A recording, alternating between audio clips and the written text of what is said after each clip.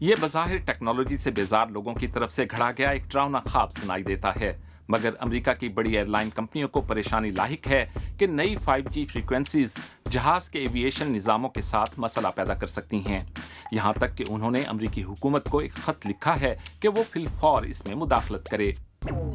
تو کیا 5G کے باوجود فضائی سفر محفوظ ہے؟ امریکہ کے 2 موبائل سروس پرووائڈرز نے نئے 5G سٹینڈرڈز کا آغاز کر دیا ہے۔ یہ امریکی اسمارٹ فون صارفین کے لیے تو اچھی خبر لگتی ہے، مگر شاید امریکی ایئرپورٹس استعمال کرنے والے فضائی مسافروں کے لیے نہیں۔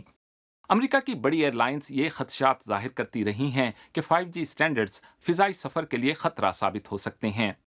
مواصلاتی مداخلت خاص طور پر ڈیلس، نیو یارک، شکاگو اور سیاٹل جیسے بڑے ایئرپورٹس کے قریب زیادہ ممکن ہو سکتی ہے۔ رن ویز کے قریب 5G سگنلز ان حفاظتی آلات کے کام میں مداخلت کر سکتے ہیں جن پر پائلٹ سخت موسم میں ٹیک آف یا لینڈ کرتے ہوئے بہت زیادہ انحصار کرتے ہیں۔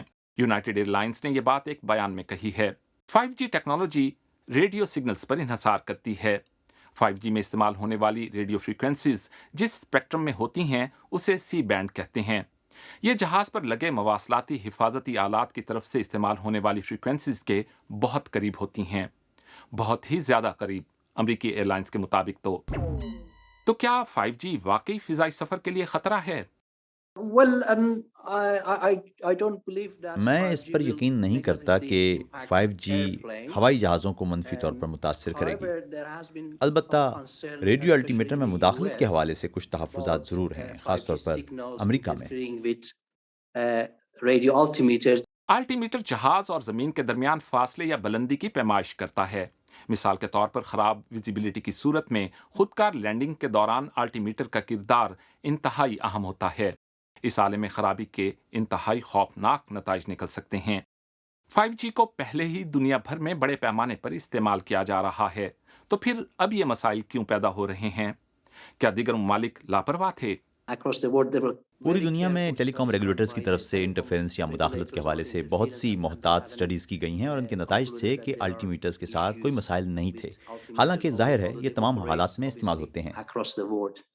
جنوبی کوریا میں جہاں 5G کا دنیا بھر میں سب سے زیادہ استعمال ہو رہا ہے، وہاں ایویشن کے ساتھ اس کا کوئی مسئلہ سامنے نہیں آیا، اور یورپی یونین کے ٹیلی کام ریگولیٹرز کے مطابق 5G انٹرفیرنس جہاز کے نظاموں میں خرابی کی وجہ نہیں بنی۔ سچ تو یہ ہے کہ کوریا اور یورپ میں استعمال ہونے والی 5G بینڈ وڈتھ امریکہ میں استعمال ہونے والی بینڈ وڈتھ سے مختلف ہے، اور اسی لیے وہاں مداخلت کے امکانات اور بھی کم ہیں۔ 5G سسٹمز اور موبائل سسٹمز کے عام طور پر بہت اچھے فلٹرز ہوتے ہیں، لہٰذا یہ مداخلت کی وجہ نہیں بنتے، ان سے نکلنے والی فریکوینسی تبدیل نہیں ہوتی، اور یہ 5G ڈیزائن کا اہم حصہ ہے، یہ قریبی فریکوینسیز میں مداخلت نہیں کرتی۔ مگر چند دیگر ممالک میں بھی سیفٹی کے معاملات اٹھائے جا رہے ہیں۔ مثال کے طور پر کینیڈا میں ایئرپورٹس کے ارد گرد حفاظتی علاقے قائم کر دیے گئے ہیں جہاں 5G سگنلز پر پابندی ہے، اور فرانسیسی حکام نے ان تمام مسافروں کو دوران پرواز اپنے موبائل فون بند کرنے کی تجویز دی ہے جو 5G استعمال کرتے ہیں۔ امریکی ایویشن ایجنسیز اور ایئر لائنز خاص طور پر 5G کے خلاف زیادہ بات کرتے ہیں، اور دیگر ممالک کے مقابلے میں وہاں اس پر اعتراضات کہیں زیادہ بلند و بانگ ہیں۔ 5G ٹیکنالوجی کے بڑے پیمانے پر استعمال کو پہلے ہی 2 بار مؤخر کیا جا چکا ہے تاکہ ایئر لائنز کو اسے آزمانے اور حفاظتی اقدامات کے لیے وقت مل سکے۔ لہٰذا مسئلہ یہ ہو سکتا ہے کہ الٹی میٹر جو ریسیورز استعمال کرتے ہیں ان کے فلٹرز بہت اچھے نہ ہوں، اور وہ اس فریکوینسی کی بہت ہی معمولی مقدار کو بھی وصول کر لیں، مگر یہ وہ چیز ہے جس کے بارے میں معلوم کیا جانا چاہیے، اور میرا خیال ہے کہ یہی وہ بات ہے جس پر امریکہ کام کر رہا ہے۔ اگر آپ دیگر ممالک کو دیکھیں جہاں 5G کا استعمال شروع ہو گیا ہے، امریکہ سی بینڈز فریکوینسیز مختص کرنے کے معاملے میں کسی حد تک پیچھے ہے۔ اب تک امریکہ کے 50 ایئرپورٹس کے ارد گرد بفر زونز قائم کیے جا چکے ہیں۔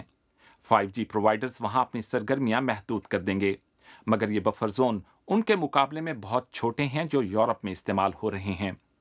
دوسری طرف امریکی ٹرانسمیٹرز زیادہ طاقتور سگنلز کا استعمال کرتے ہیں۔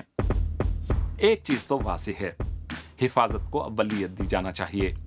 میرے خیال میں یہ موبائل سروس پرووائڈرز اور ایئر لائنز دونوں کے حوالے سے اہم ہے تاکہ محفوظ سفر کو یقینی بنایا جا سکے۔ आपकी इस बारे में क्या राय है, हमें कमेंट्स में बताइए।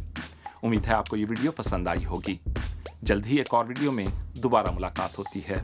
खुदा हाफिज।